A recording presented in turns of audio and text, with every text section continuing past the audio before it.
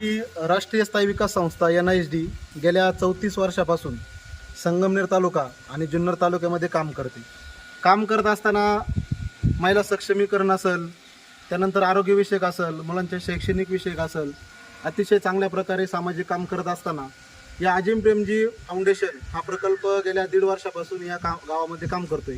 काकडवाडी असेल, त्याच्यानंतर वडदरी बुद्रुक असेल, वडदरी खुर्द असेल, तिगाव असेल, कवठे कमळेश्वर असेल, त्याच्यानंतर निळवंडे असेल, माळेगाव हवेली असेल, अशा 10 गावांमध्ये ही संस्था काम करते अजिम प्रेमजी फाउंडेशन या प्रकल्पांतर्गत. याच्यामध्ये आम्ही पाठीमागील वर्षी 400 महिलांना परसबागा आणि यावर्षी 255 महिलांना परसबागा, त्याचबरोबर त्यांना गावठी पद्धतीचं बियाणं असेल आणि फळझाडं असतील.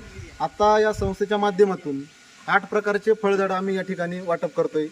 या महिलांना फळबागा झाडं देण्यामागचा उद्देश एकच की त्यांना जी काही परसबाग लावलेली आहे त्या परसबागेच्या आजूबाजूला हे फळझाडं लावावा, जेणेकरून त्या फळझाडांपासून त्यांना आहारात फळांचा देखील समावेश व्हावा, हा या पाठीमागचा प्रमुख उद्देश.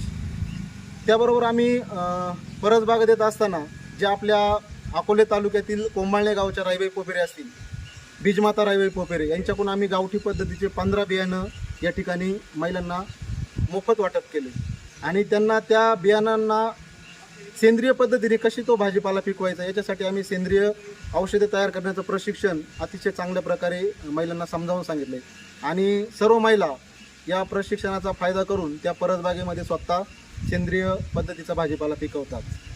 तर राष्ट्रीय स्थायी विकास संस्था आणि अजिम प्रेमजी फाउंडेशन प्रकल्प हे काम करत असताना आम्हाला आमचे संस्थेचे अध्यक्ष डॉक्टर प्रकाश पाळंदे यांचे अतिशय चांगले असे मार्गदर्शन मिळते.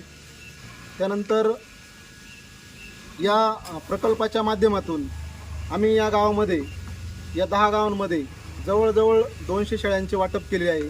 त्याचबरोबर 150 कोंबड्यांचे युनिट, गावठी कोंबड्यांचे युनिट सुरू करण्यासाठी या प्रकल्पाच्या माध्यमातून मदत केली आहे. तर अशा या सर्व राष्ट्रीय स्थायी विकास संस्था NISD त्याचबरोबर अजिम प्रेमजी फाउंडेशन प्रकल्पाच्या वतीने मी सर्व गावकऱ्यांचं मनापासून अभिनंदन करतो. धन्यवाद. 8 झाडं आपण आज देतोय. 8ची 8 झाडं चांगल्या स्थितीमध्ये जी महिला वाढवल त्यांना संस्थेतर्फे बक्षीस देण्यात येईल. त्याच्यामुळे सगळ्यांनी काळजी घ्यायची आहे, सगळे झाडं व्यवस्थित वाढवायचे आणि त्याचा आनंद पण तुम्हालाच मिळणार आहे, तुमच्या पिढीला मिळणार आहे.